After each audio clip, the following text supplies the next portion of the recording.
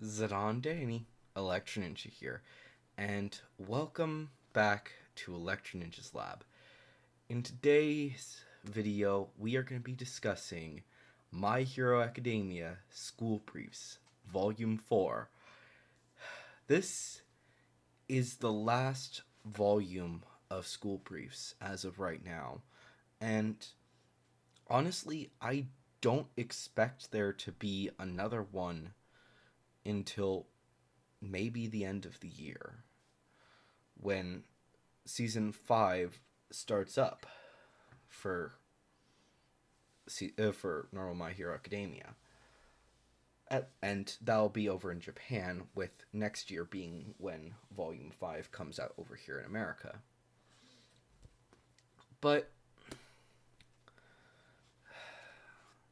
this volume is honestly something really special. I've said before that I love the school briefs. They honestly bring me a lot of joy to read through each and every single one of them. One was a fantastic story portraying all that happened for Parents' Day, a completely new story that honestly I think needs to be made into a movie at some point. It would honestly be fantastic. Volume 2 delves into the little extra bits that happened during the training arc and really develops the whole interpersonal relationships of Class 1A and 1B. The same goes for all of these. Each and every single one of them truly delves into what makes this class friends. It delves into their interpersonal relationships. And while 1, 2, and 4 all follow a basic story, 3 didn't, but that was more because of the fact that it just wanted to go over a lot of stories that honestly could have been placed in different locations, just with certain ones being at different times. But Volume 4 all takes place within a very short amount of time. All during, well, not necessarily during, but around the time of the school festival. Starting off with something actually before even uh, the school festival is even thought of. Before the whole arc of saving Eri was even starting. This takes place in between the day when uh, Kirishima fought the villain with the gun and made his debut, and the actual point of the actual main story of that arc. And it honestly delves into him and Amajiki becoming good heroes alongside Fat Gum. It honestly is one of the best parts of this series. The next part focuses on Shinso as he explores around the entire campus, seeing all of these students prepping.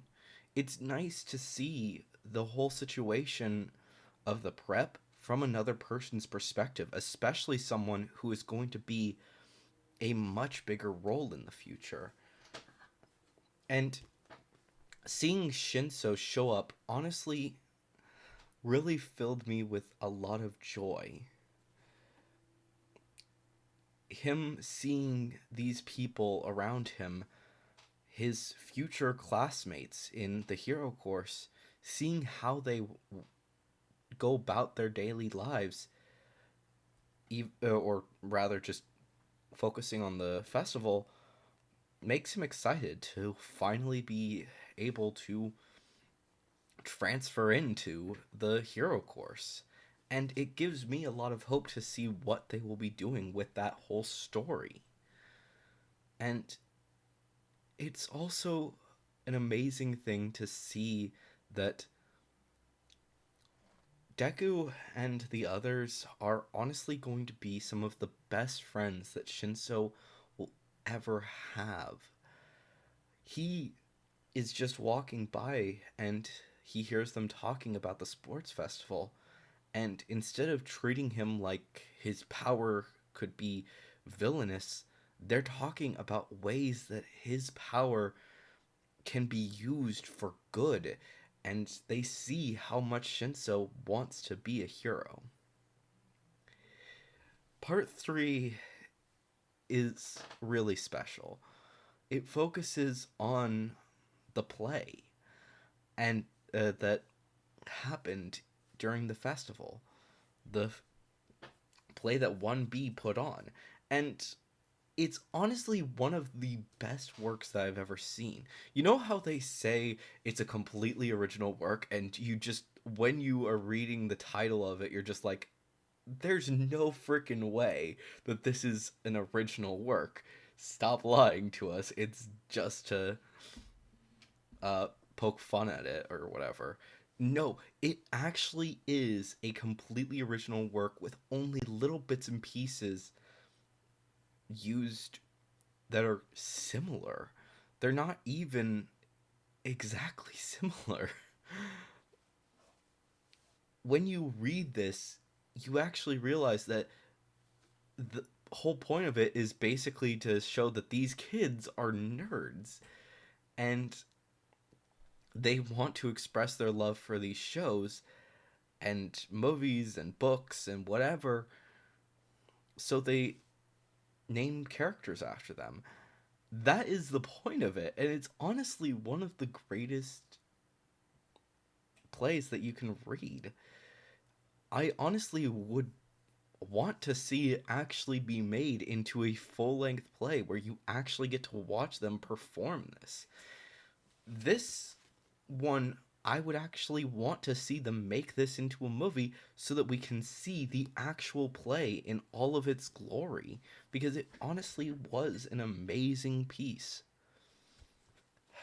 The next part, as you can probably guess from those two faces, is not actually uh whatchamadiddle, the beauty pageant. It's actually all about the time before the beauty pageant, where the three main characters for the beauty pageant, Kenranzaki, Hado, and Kendo, help out each other to find missing things that were stolen from them. Well, more accurately, something stolen from Hatsume and something stolen from Kenranzaki.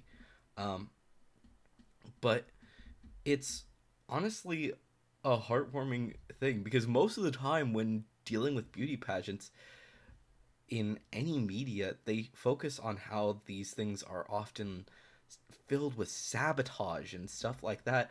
When this, it shows that these kids who are growing to be heroes are putting aside the fact that if they don't help them, then they will suffer, and it will honestly be an interesting situation.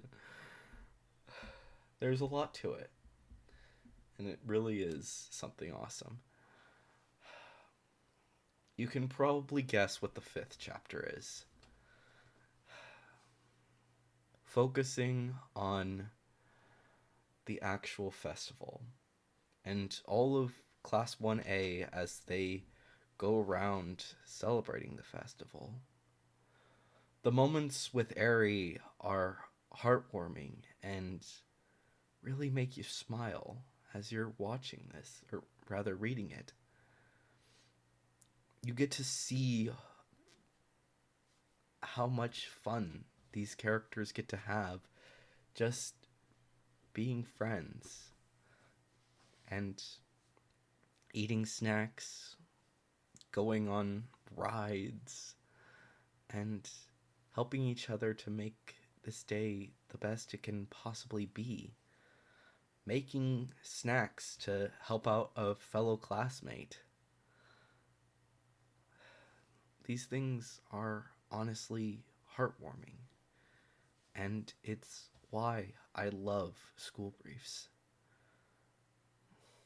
The last chapter returns to the teachers, them celebrating having a good festival. They look back on their past and realize how good they had it this year. It may not have been the best possible one, but it was still loads of fun. And they get to reminisce together. School Briefs is honestly one of the best side stories for My Hero Academia.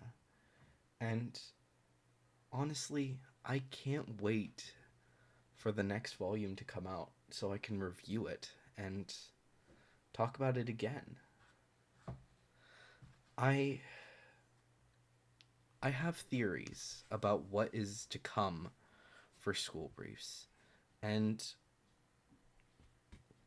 while we may not know yet what is going to come, I know in my heart that My Hero Academia is going to continue to be an amazing series that people will love for years to come. And yeah. But now to my final thoughts on School Briefs. Is it worth it? Absolutely. Should it be canon? Absolutely. These books may seem like a challenge to pick up. Let's be honest, nowadays people don't really care too much about reading actual books because of how schools have drilled them into us. But if you're honestly looking for a good story of friends just hanging out and you love My Hero Academia, these books are for you. It continues to build the story of UA, to build the story around this world. Side stories of any kind are kind of a hit or miss situation. But for me, School Briefs belongs in the UA canon.